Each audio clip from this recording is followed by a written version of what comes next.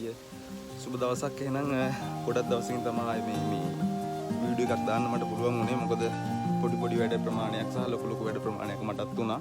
ඉතින් මාත් ඉස්සරහට පොඩි වැඩ ප්‍රමාණයක් දියත් කරන්න තමයි බලාපොරොත්තු වෙලා ඉන්නේ.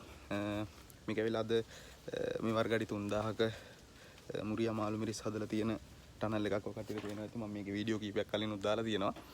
අද එක හාවිස්ට් එකක් යනවා. දැන් අතරම ගස් වලට දවස් 104ක් 105ක් වගේ තමයි වෙන්නේ. අද දවස වෙනකොට 105ක විතර උස මට්ටම කට්ටියට පේනවා ඇතිනේ. දැන් මගේ පපු මට්ටම්ගේ ගස් ටික තියෙනවා.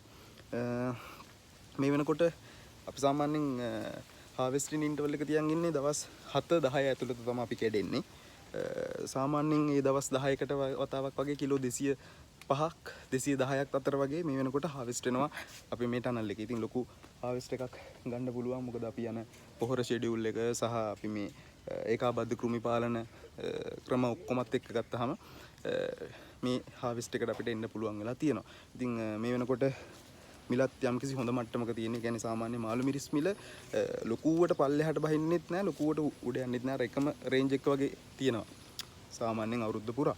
ඉතින් මේ වෙනකොට අමු මිරිස්, නයි මිරිස් මිල පොඩ්ඩක් බහලා තියෙනවා. හැබැයි මාළු මිරිස් රුපියල් 700-800 වගේ අතර අපිට වෙළඳ පොලේ විකුණ ගන්න පුළුවන්.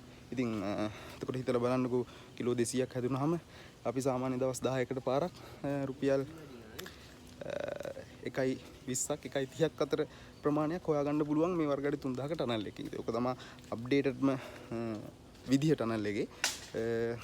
අපි හාවෙස්ට් එක එහා පැත්තේ තෝරනවා. මම එතෙන්ටත් ගිහිල්ලා පෙන්නන්නම්. සහ අපි මෙතන මෙහා පැත්තේ තව වර්ගඩි 3000ක් අපි මේ වෙනකොට කන්ස්ට්‍රක්ට් කරන ගමන් යන්නේ. ඒකත් මම ඔය කට්ටියට පොඩ්ඩක් පෙන්නන්නම් ගිහිල්ලා.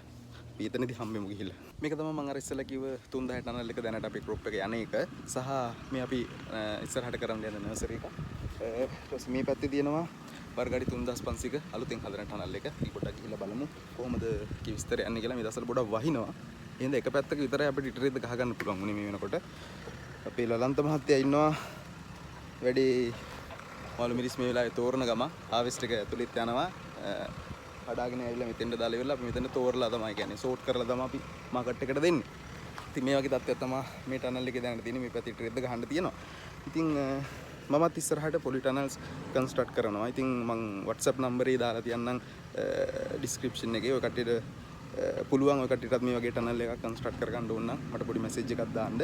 අපි තියෙන අලුත්ම තාක්ෂණය සහ හොඳම මැටීරියල්ස් පාවිච්චි කරලා තමයි ටනල් එක කන්ස්ට්‍රක්ට් කරන්නේ. ඊට අමතරව අපි මේ හැම ටනල් එකක්ම ෆුල් ඔටෝමේටඩ් විදිහට තමයි හදලා තියෙන්නේ. ඉතින් අපි ඔටෝමේටඩ් යුනිට් එක තියෙන තැනට ගිහිල්ලා බලමු. මේක තමයි අපි ඔටෝමේෂන් යුනිට් එක තියෙන පොඩි කාමරේ.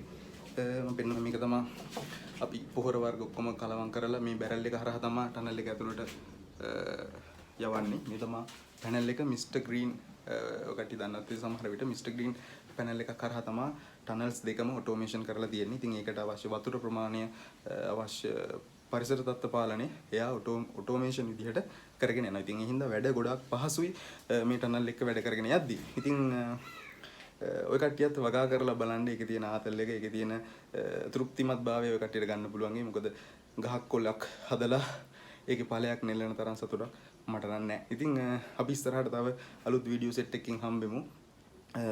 ටනල් කීපයක් ඉස්සරහට මම කරනවා. ඒ වගේ විස්තර මම ඔය කට්ටියට දාන්නම්. සහ මගේ WhatsApp නම්බරේ මම ඉස්සෙල්ලා කිව්වා වගේ දාලා තියෙනවා. ඔය කට්ටියටත් අවශ්‍යතාවයක් තියෙනවා නම් මැසේජ් එකක් දාන්න. යනවා.